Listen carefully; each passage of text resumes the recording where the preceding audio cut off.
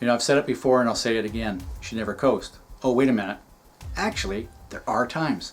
Yes, I know I've said it that you should either be on the brakes, coming off the brakes, or feeding in the throttle or 100% throttle. Yes, and that's a good general rule, and that's why I stated it in one of my books early on. But there are times with some cars where a slight amount of coasting can sometimes help. And here's the time where this works. Is if you immediately come off the brakes and immediately go onto the throttle, and you pick up the throttle, and then partway through there, getting back to the throttle and applying the throttle, you gotta wait, breathe, and then you can go back to the throttle again.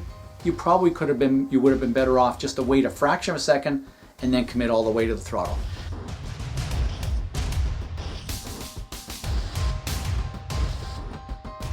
If you get to the throttle and you start to bring it down and then have to wait, hesitate a little bit and breathe it back and then go again, you probably applied the throttle too soon.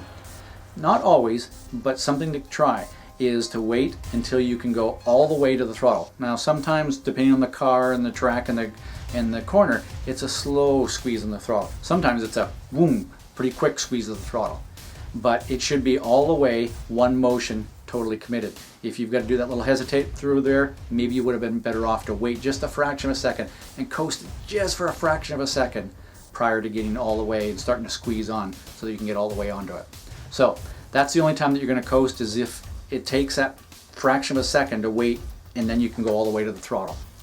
So there's my exception to the rule.